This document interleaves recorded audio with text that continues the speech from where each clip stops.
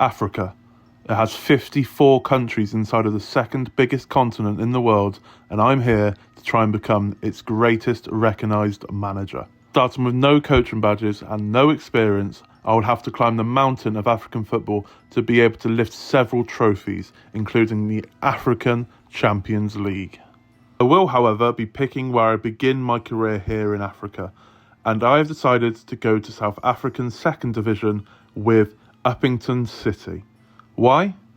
Because I've been to South Africa when I was a kid, and I wanted to return. This is the part where I'm supposed to show you a picture of me there, but no one wants to see young chubby Tigre, so moving on. South Africa, famously the only African country to host a World Cup, all the way back in 2010. The best World Cup, by the way. Upington City got promoted to the second tier of South African football for the 2023-2024 season and managed to secure a 6th position finish last year. According to FM, they have the smallest stadium in the second tier and also have a very aging squad. But I'm hoping to finish mid-table once again this season and then push on towards promotion for next season. But before that, we might need to try and find a way to improve the finances. Our first match in charge did end up in a 2-1 loss away at Baroka, but we did see a shining light in Tobani Kunini, who scored 4 goals in 3 games, including 2 against JDR Stars. But he couldn't manage to get us a win on the board, and after 5 games we saw ourselves sitting just above the relegation zone with just 2 points. So after 5 games, a change was already needed.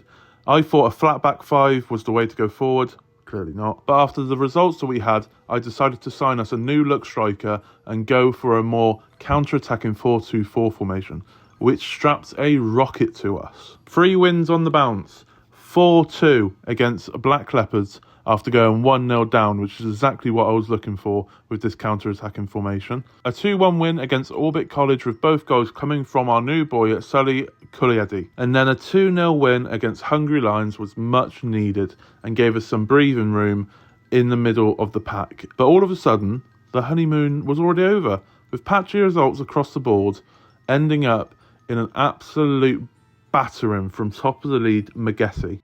Finally, we could put league form, inconsistencies or not, behind us for a little bit, as we finally got a break from league football, having drawn the University of Pretoria in the South African Cup. A cup that we might be winning in the future, something that we will need to win in the future if we want to become the best manager in the whole of Africa. But not this time. Bowing out at the first time of asking after going 2-1 down at home, which led us to this.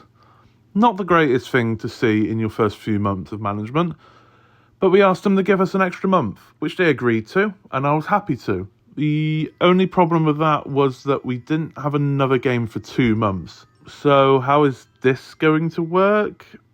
Do we set up some friendlies and they take the results of the friendlies? I don't know.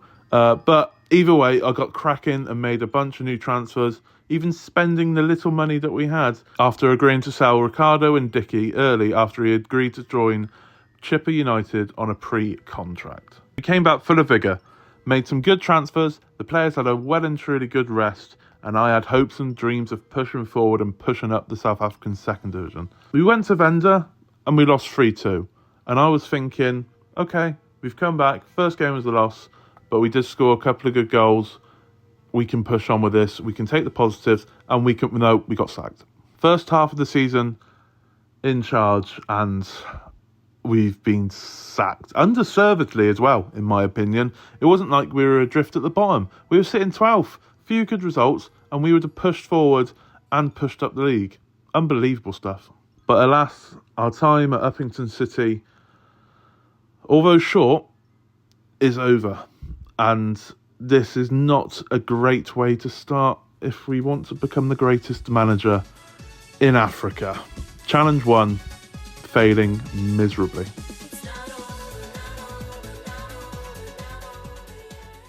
"22 days, less than a month. No more moping around, doing nothing. It's time to move on. Or should I say, time to move countries.